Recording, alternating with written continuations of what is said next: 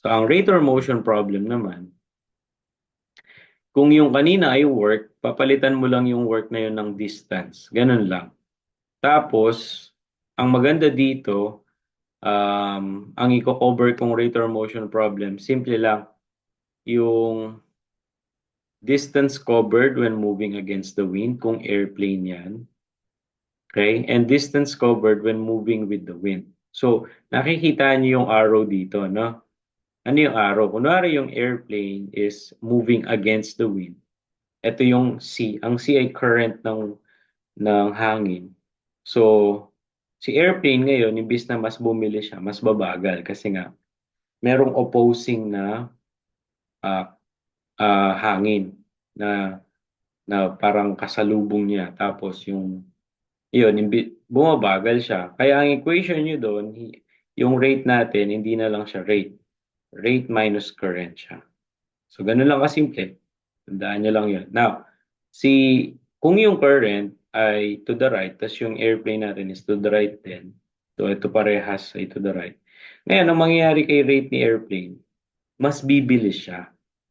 So, pag mas bumilis siya, ang nangyari, nagpa-plus tayo ng current ngayon. Na? So, in comparison dun sa gantong equation, pwede rin yan kapag both. Kunwari, the distance traveled downstream. Pag downstream, di ba, ibig sabihin pababa. Di ba, dahil sa gravity, pababa yung tubig. Ikaw, pababa ka din, ikaw yung boat, no? Or ship, mas magiging mabilis ka. Kaya R plus yung equation natin. Parang siya yung aircraft is moving with the wind. Ngayon, kapag travels upstream naman, kapag paakyat naman yung boat natin, no?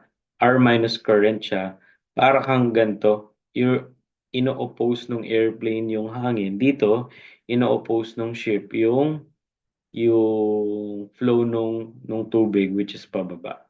Ikaw paakyat ka, kaya upstream ang tawag doon. Okay?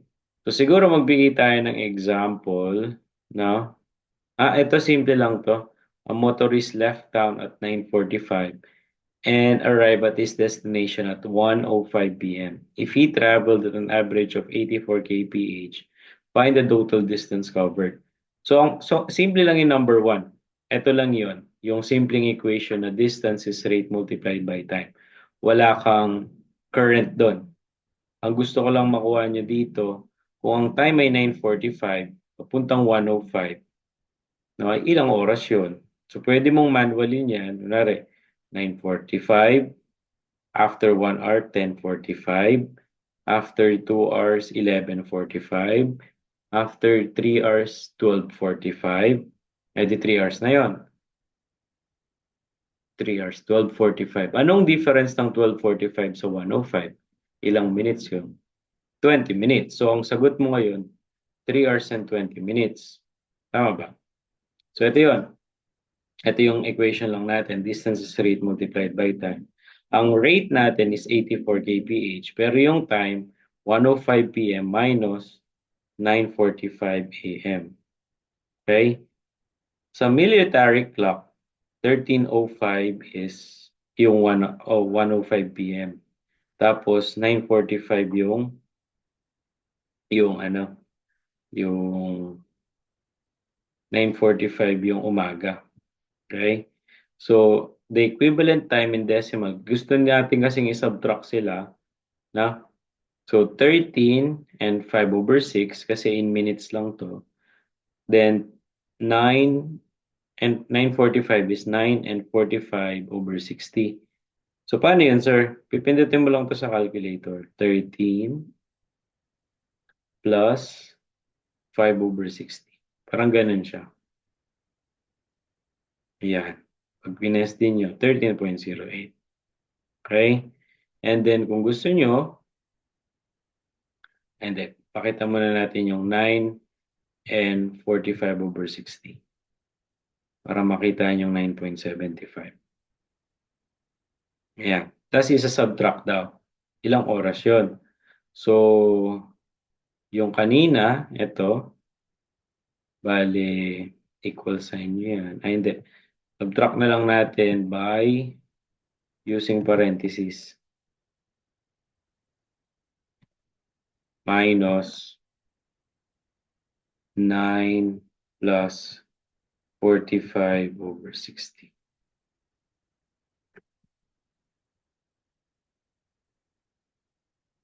So 10 over 3. 10 over 3 hours. Yeah. Multiplied by rate na 84 kph times 84. Our final answer is 280 kilometers. Ganun lang. So simple problem lang yung number 1. Now, yung number 2 and number 3, yun na yung magbibigay sa atin ng parang the upstream and downstream. So unahin natin yung boat.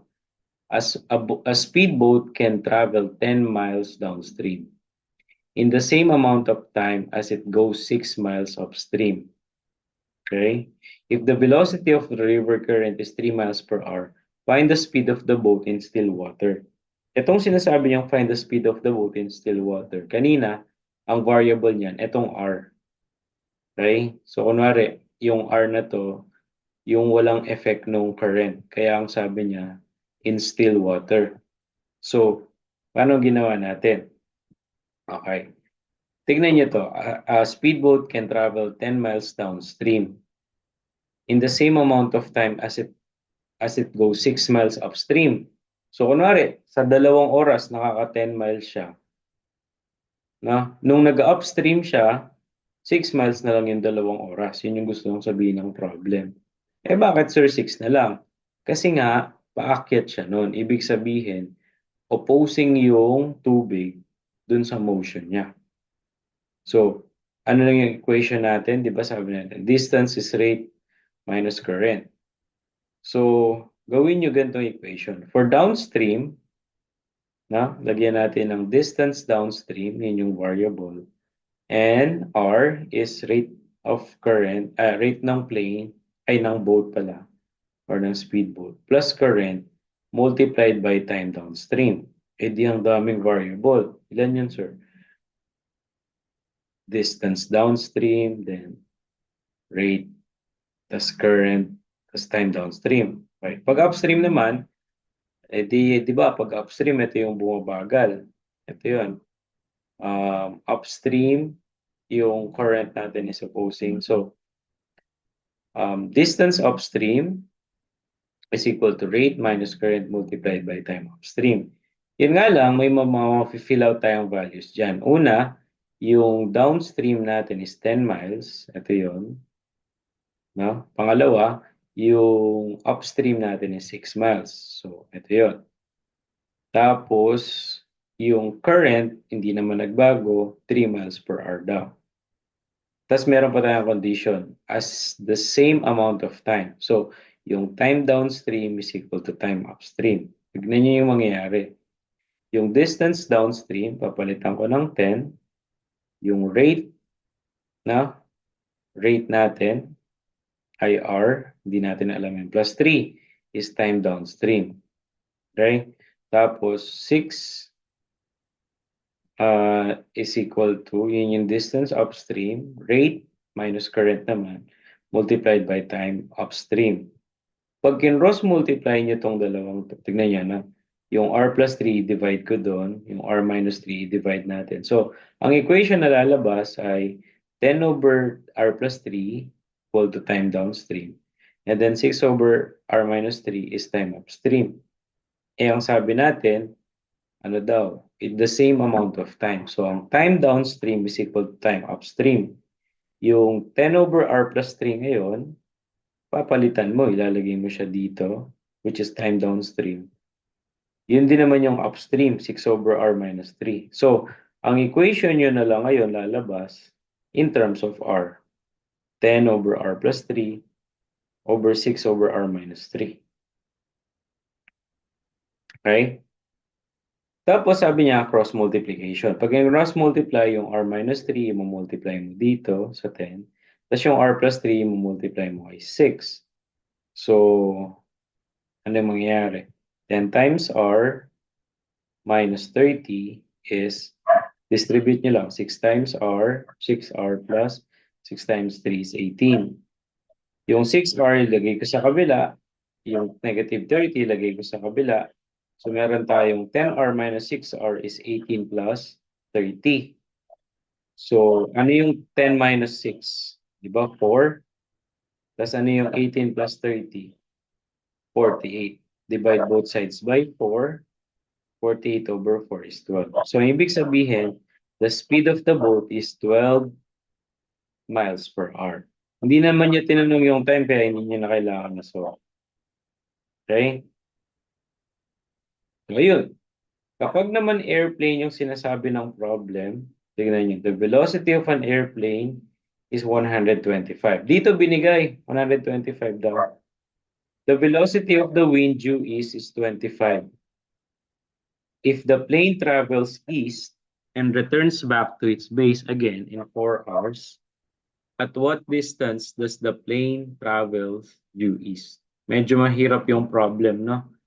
Kasi hindi siya common dun sa ginagawa natin kanina. Kasi, una, the plane travels east and returns back to its base in 4 hours. So yung papunta niya, hindi natin alam kung ilang oras.